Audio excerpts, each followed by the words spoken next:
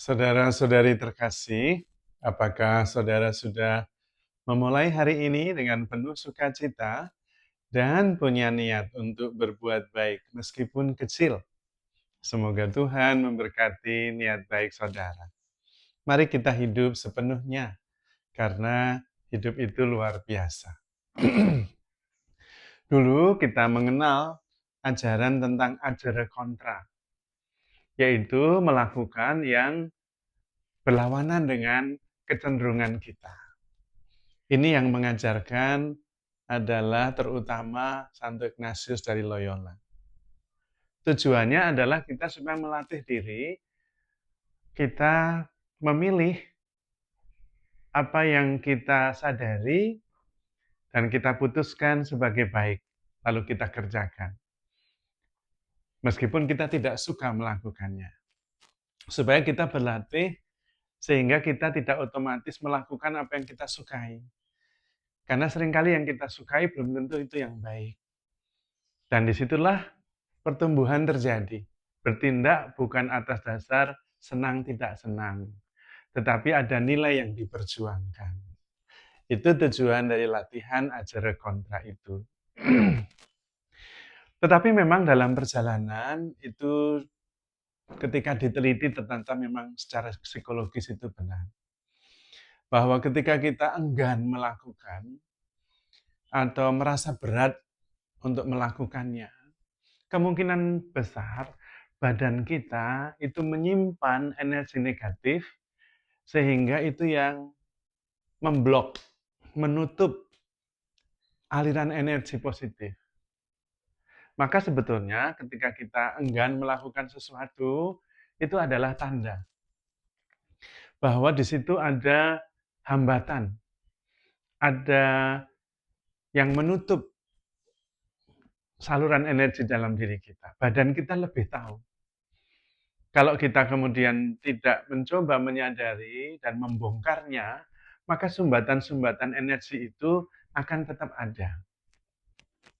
Jadi sebetulnya ajaran kontra itu adalah ajaran yang bagus. Bahkan ketika kita merasa malas untuk melakukan sesuatu, misalnya mencuci piring di rumah, malas banget rasanya.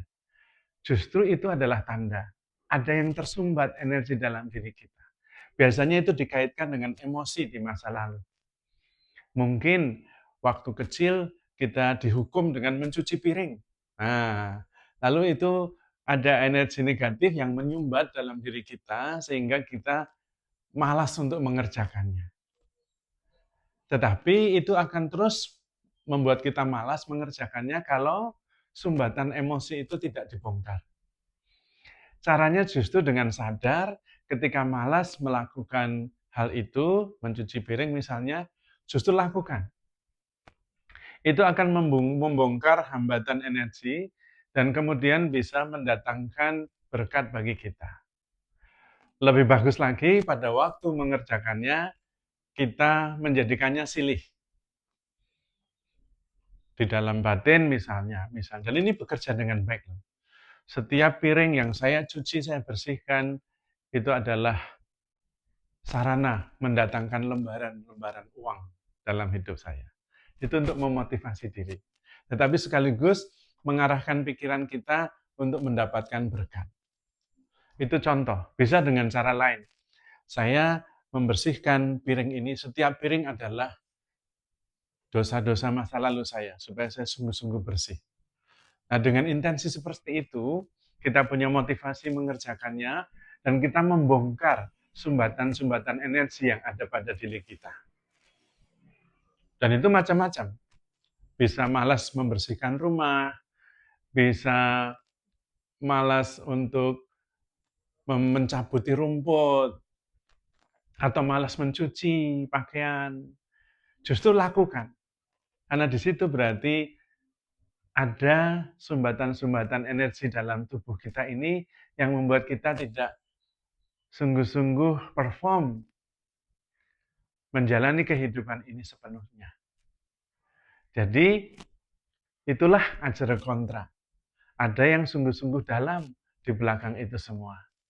Supaya kemudian kita bertindak tidak berdasarkan senang tidak senang. tetapi juga tidak terhambat oleh sumbatan-sumbatan emosional yang terungkap dalam keengganan tubuh fisik kita untuk melakukan sesuatu.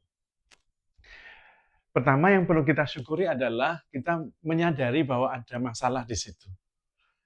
Biasanya memang masalah emosional yang tidak selesai di masa lalu, apapun itu.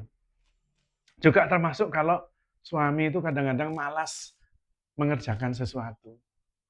Seringkali itu berkaitan dengan kecerewetan istri. Yang ngomong terus untuk melakukan ini, melakukan itu, akhirnya justru itu disebut dengan pasif agresif. Saya tidak mau melakukannya. Itu sumbatan energi emosional. Nah, untuk mengatasinya udah tidak apa-apa. Lakukan saja, tetapi dengan intensi. Saya melakukannya supaya istri saya cerewetnya berkurang. Itu juga bisa, nanti bisa terjadi itu. Jadi kita bisa memanfaatkan itu untuk membongkar sumbatan energi dalam diri, sekaligus mengadakan perubahan-perubahan. Karena pada waktu itu persis kita ditantang untuk keluar dari zona nyaman. Kita mengalahkan emosi-emosi kita. Dan kemudian kita semakin tangguh setiap kali kita mengalahkannya. Latihan-latihan ini sederhana tapi konkret dan real, dan bahkan bisa membuat kita sendiri penuh sukacita dan syukur, karena ringan, tidak ada sumbatan-sumbatan emosional dalam diri kita, tetapi juga membuat kita bisa berelasi dengan lebih lapang, lebih lega. Tidak terbelenggu oleh emosi-emosi masa lalu. Tetapi juga kita mempunyai motivasi untuk mengalahkan keengganan yang bukan hanya bersumber pada kehendak yang lemah, tetapi pada badan yang mengalami sumbatan emosional.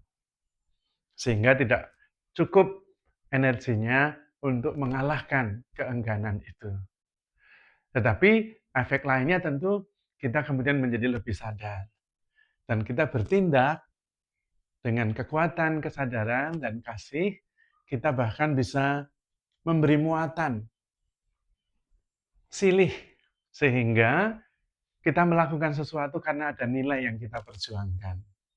Lalu kita melakukannya dengan penuh semangat, hidup sepenuhnya, dengan kesadaran penuh, karena kita melakukan dengan sebuah nilai tertentu yang kita perjuangkan.